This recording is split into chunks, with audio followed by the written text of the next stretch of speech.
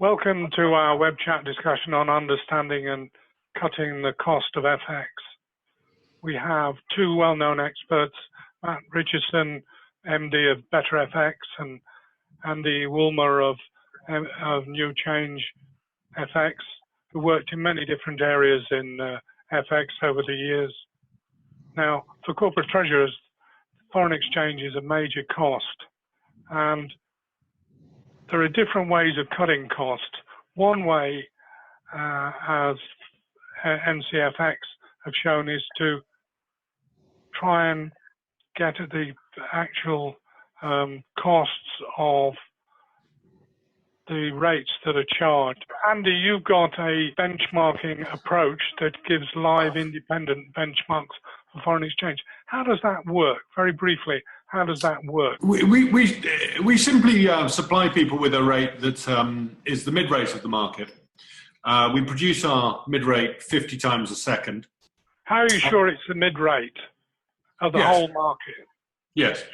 So the way that we produce it, as your slide here shows, is that we aggregate the prices.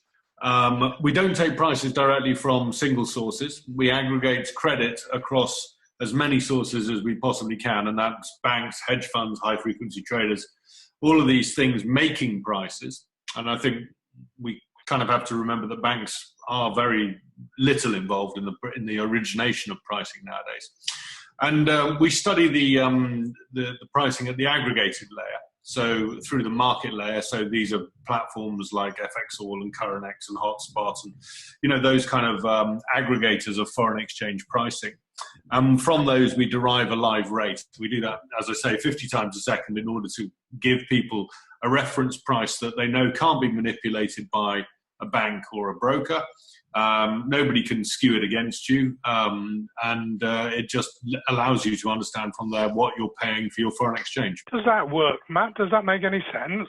I think it certainly makes a lot of sense in principle. I guess my question would be is if you're then providing these prices, I guess through an API into a bank, who then is marking up these prices, don't you get back to the same situation you were in before? In that we don't supply our prices to banks to be marked up. So who is consuming your prices? Is it just corporates who are looking to have an independent price level to assess their full cost? Yeah, I mean, I think the point is that we don't. The prices that the mid rate that we produce is not available for trading by anybody. It's inviolate. It sits aside from the market. It is simply there as a reference, and we sell it to people so that they can understand when they have transacted with the bank, who has made whatever price the bank wanted to make based on the individual credit and relationship and all of those things that will affect that price. Then everybody can understand what that price was, what that actual cost was. But isn't it potentially therefore misleading? And I'm sort of not arguing for or against the bank's role in this. I'm just thinking that if I'm let's say a mid-sized bank and I'm taking my price from whatever source or setting it myself, I then would typically mark that up with something to my client. And then my margin, and therefore the cost that the client is wearing, is the difference between my, if you like, my own midpoint that I've got from wherever and my marked up price, as opposed to your midpoint, because I'm not using your midpoint. So you could say that your cost for that transaction is $5,000, but the bank actually might only be earning $3,500 because their price is coming from an external source anyway. Yeah, their price is coming from the market. I mean, we're measuring the market. I mean, you can't argue that you should have a benchmark that is directly derived from the price that you're making to the client. That doesn't make any sense. I mean, benchmarks need to be independent of the market, and that's what we do. No, I think it's, I think a lot of interest in this type of proposition, simply because, the larger corporates are looking for that independence, that neutrality, if you like, of the market, and the current benchmarks that are out there are pretty rubbish. I mean, the traditional benchmarks that are out there. I think that, the issue is that, firstly, there's no reason why a bank would need to be ashamed of, the pricing they're making, just because there's a mid-rate benchmark in there. I mean, I think that the problem is that they've got a way for donkey's years with this markup not being measured. There shouldn't be an argument that says that markup shouldn't be measured just because the yardstick that everybody could use, it doesn't suit one particular bank, because if the bank is getting bad pricing and they're not, making that $5,000, they're only making $3,500. Well, that says something about the quality of the bank in and of itself. The fact of the matter is that banks, the tendency for price makers to clients is to take more than they should because they know that the client can't assess the cost. I absolutely agree with that point. Yeah. Our point of view is simply the benchmarks that are available at the moment, and I would say that they fall into two categories. Firstly, the manipulable, if you like. So if you use a benchmark off a price system, one of the commonly used sort of information services, if I'm sitting there making prices in a bank, I know exactly how to manipulate the price in that system against your interest. Now, by and large, particularly when we're talking about small treasury business, that doesn't matter, and nobody is going to do that. But the fact is that, for larger stuff, it's very problematic. And of course, you're not getting a fair reference of the market. You're just simply guessing what is. Who's using this, Andy? Because mainly at the moment, Jack, it's pension funds. We haven't got any corporate clients at the moment. I think the corporate, it's not a market we've looked at all, to be honest. We supply this to asset managers and to pension funds at the moment. I suppose that's the most obvious, starting point. I think we went to see one of the big accountants and they said, well, everybody uses FX all in the treasury departments. And, I think that sort of, it sort of sums up the attitude in the corporate market, which is, well, we've got some means of measuring this. They tell us it's okay, and therefore it is. And of course, FX all or any of those, aggregated systems, depending on how they're used, can be, very problematic as far as price is concerned. Is this only useful then for very large deal makers? You're saying the smaller ones. Does it not matter? Of course it matters. Yeah. It's useful for anybody. We don't do anything other than supply a rate, okay? Anybody who is transacting in foreign exchange markets can use that rate, and it can be the same, it's the same reference rate for one of the world's biggest asset managers. A $1 trillion asset manager, as it is for a guy importing and exporting, bits and bobs in the West Midlands. They don't need different benchmarks. And I think the market has continually tried to categorize clients in this way. The fact of the matter is we're talking about money. It's the same money to you and to me in the metal basher in Wolverhampton as it is to Boeing or Cowpers or anybody like that. I don't understand this idea that we have to have different reference systems for different clients, and that seems to only play into the interest of the price maker or the bank. Matt, why do you think the corporates are not using it at the moment? Because it seems to me that this type of benchmark is where it should go. Well, you kind of preempted my next question, actually, which was sort of following up on my earlier, question about whether you feed these prices into banks. A typical large corporate client of a major investment bank would typically say, I would like to agree my pricing structure with you in terms of spread in pips or basis points onto a reference rate, and they typically might be asking for WMR or or ECB fixings or what have you. So if a large corporate came to their investment bank and said, I would like my pricing to be an agreed spread on the NCFX benchmark. Yeah. But you're saying you wouldn't feed this into a bank, or you just saying we don't feed it to bank. Obviously the data licenses are very particular. We don't feed it to banks in order that the banks regurgitate it as a price. Banks have to come up with their own pricing, and of course there is way more to individual pricing of individual clients than simply where the middle of the market is. You have a lot of information that has to go into the price. Every price is bespoke is essentially the reason we aggregate is because every price is bespoke, and we need to get above, we need to aggregate as much of that credit as we possibly can in order to get to a fair reflection of where the market is. So We feed to banks for referencing of clients' data. So if a client wishes to have a benchmark put in, then we can put that into the bank in order for the bank to reflect that onto a deal ticket. That seems fairly normal to me. Equally, we supply the data to the corporate. I just wanted to come back on the points that you made, Jack, about the benchmark types. Sorry, Matt, about the benchmark types. The deals we see, and actually the most recent one I saw was in December, and it was for a very large pension fund doing enormous amounts of volume, international portfolio, everything on segregated mandates. And they were being asked by their custodian to pay 10 basis points for G10 currencies and 15 basis points for emerging market currencies. And these guys are doing respectable volumes. I mean, it would be a good customer for anybody.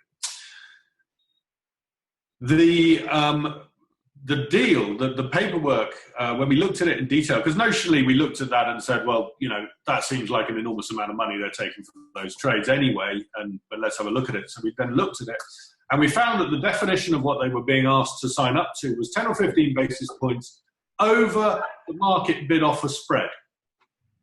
Now, of course, the market bid-offer spread might be widened by any amounts due to market conditions. If it was during the Euro-Swiss move, the market bid-offer spread was probably something like 15 big figures wide. Okay, of course, yeah.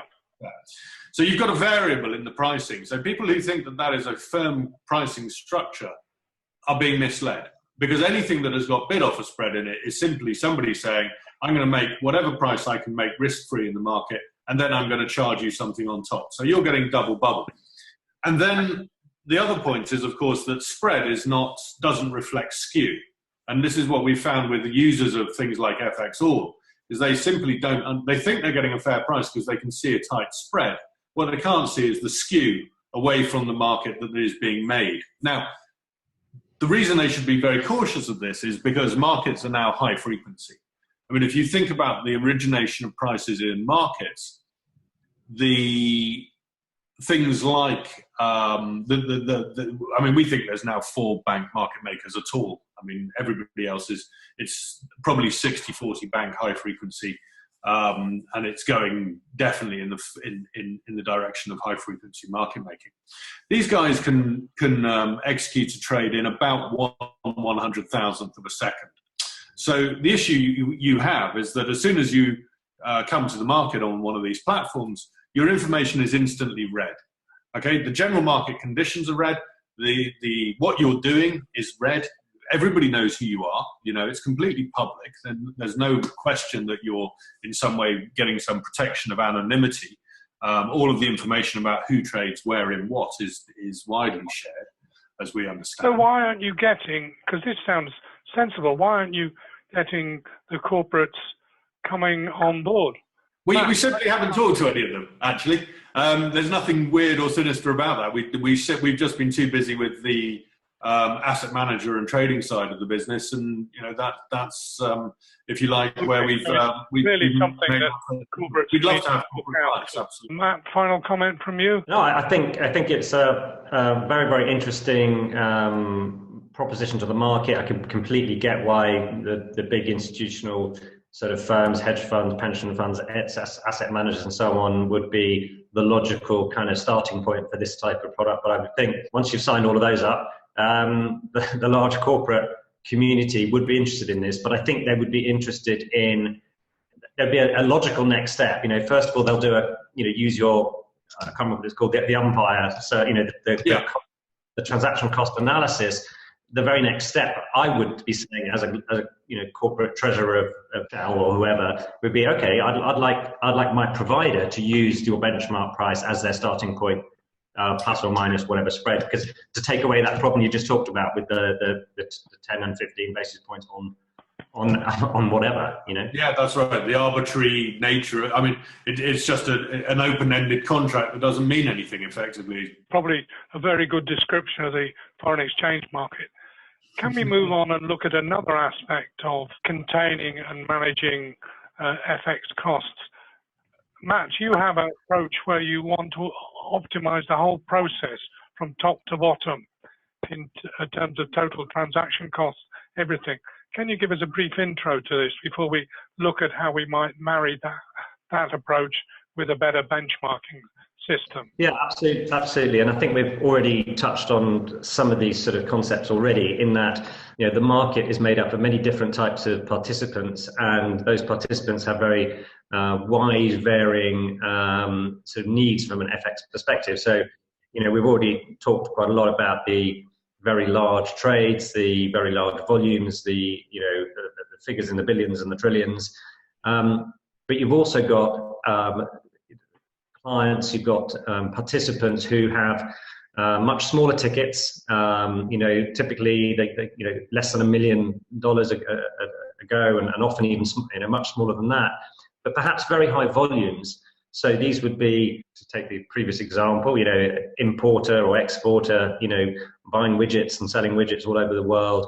Could be payroll, could be pension payments. So we talk about pension funds, all their hundreds and thousands or millions of small transactions going cross-border that have this FX component. And very often there, you've got the FX not being managed at all, because the What sort of spreads are you talking about here? Oh, these can go, these can go well over 100, 200 basis points, on whatever a price, and we've talked about that already. So let's just say of a typical interbank price.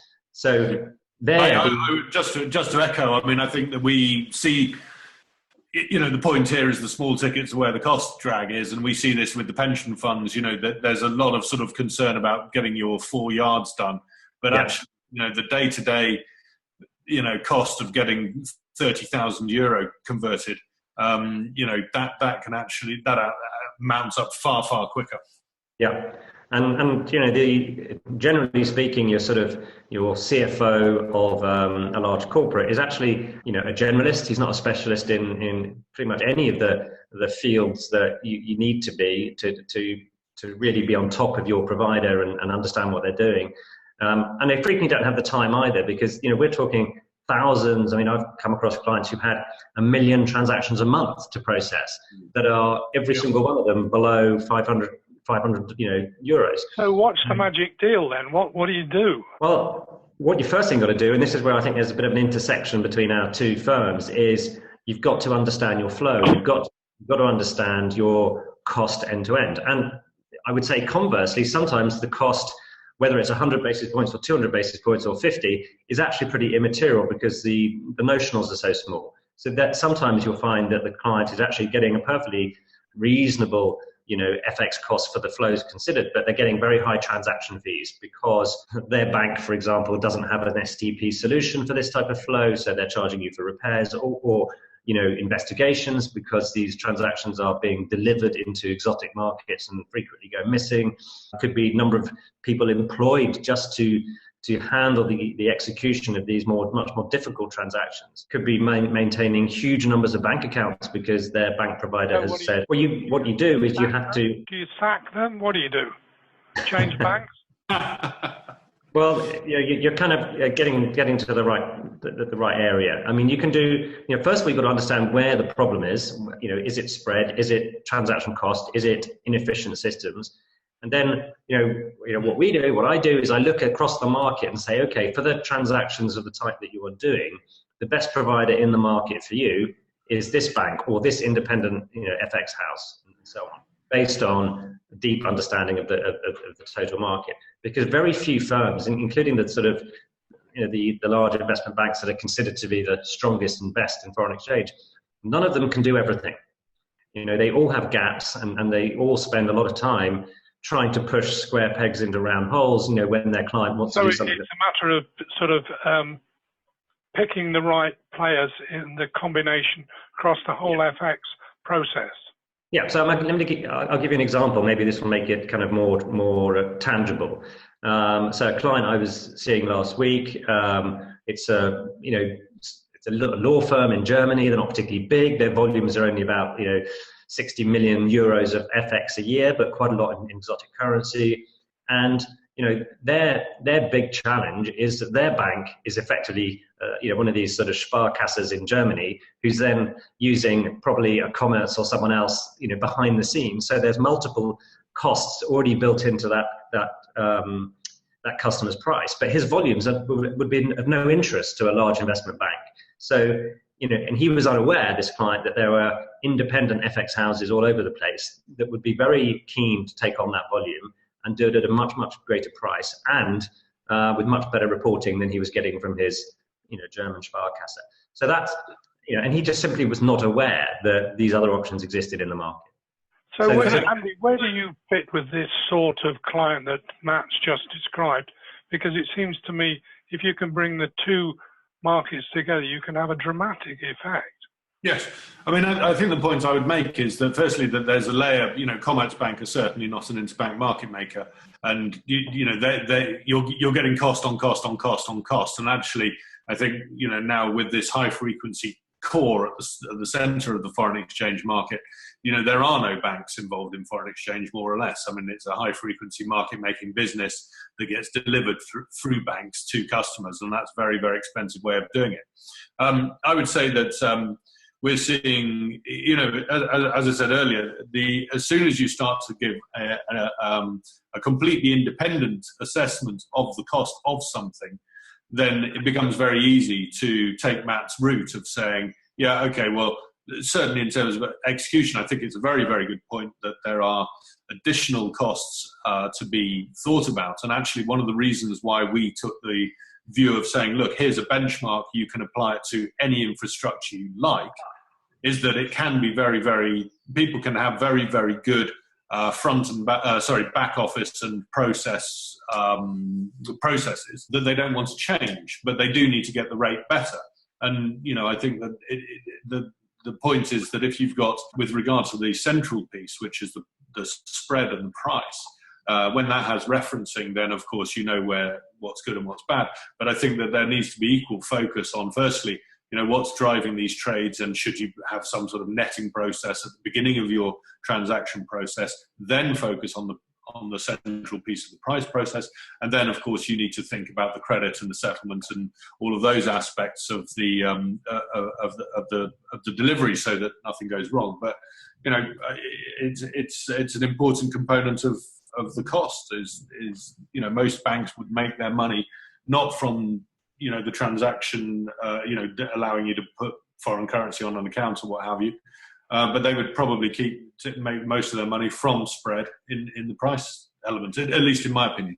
Yeah. Matt, is there another opportunity that you see in your optimizing the FX management processes that you need to highlight? Because there seems to me that many different places where this sort of thing's going on. Yeah, I mean, I think, all that, I would add to that is that, all the different sort of participants in the market, and I sort of said this before, in terms of on the providing side, have their particular, favorite area, their area of specialization, be it client, be it product, be it, even down to sort of coverage in terms of currencies. And, most providers are not going to suggest to their client that there's actually a better provider on the market for them. They're always going to try and sort of massage their own sort of product offering as best they can to try and fit their client that they don't want to lose. So that's one thing. The other thing I would say, and again we've touched upon this, is that because it is a murky market, to say the least, it's very, very hard to get this type of transparency that we've been talking about. Yeah, the transparency that Andy's bringing to the market. The transparency in terms of the price, yes, but also the fact that most sort of corporate treasurers and sort of whoever owns the sort of finances of these institutions are so focused on the top line here, on the top level stuff, on the very large tickets, on the yards of G10. They're not focused on the smaller flow, and the banks know that, right? Yeah. The banks know that, and that's why it's not uncommon to come across spreads in the hundreds of basis points on volumes in the hundreds of millions. And that really adds up. That starts to become... I couldn't agree more, Matt. We did one very recently for a guy, just a little bit of TCA for a wealth manager, actually. And the guy had transacted 200,000, I think it was euro dollar, actually. And he'd been in and out very, very quickly. And the net of it was about 60,000 euro he'd actually transacted. Yeah. And it had cost him $15,000 to do his 60,000 euro. So, I mean, the cost was absolutely astronomical. And I think that, it was a real eye-opener to the guy. As soon as he saw it, he thought, oh my God, yes, of course. That's why they told me to do it as two different trades. Okay, we need to close now. But Matt, one final comment from you and then one from Andy. Matt, you start. Well, I guess my final comment would be is that I think we've both identified that there is a considerable issue in the market in terms of clients being able to get a sensible price for their volumes and clients being able to understand that price. And I think we're both, in very different ways, well, not very different ways, but in slightly different ways, trying to address that in the market. Andy? I think I would just say that foreign exchange is one of the most profitable businesses still for banks. They have been fined in the billions of dollars for manipulating prices and process errors and so on and so forth. And that money comes directly out of the client's pocket. And, without any form of independent referencing, without looking at those kind of details, then the client just continues to get ripped off. I'd also say that, there's no need to have different benchmarks. I mean, the guy, as I say, a small British corporate should use the same benchmark as the world's largest asset managers. It's obviously the way it should do, and it should work. And our view is entirely that an independent mid-rate that everybody can use is by far the best solution for everybody, apart from the banks. Well, thank you very much to both of you. That's most interesting. An awful lot of food for thought for corporate treasury.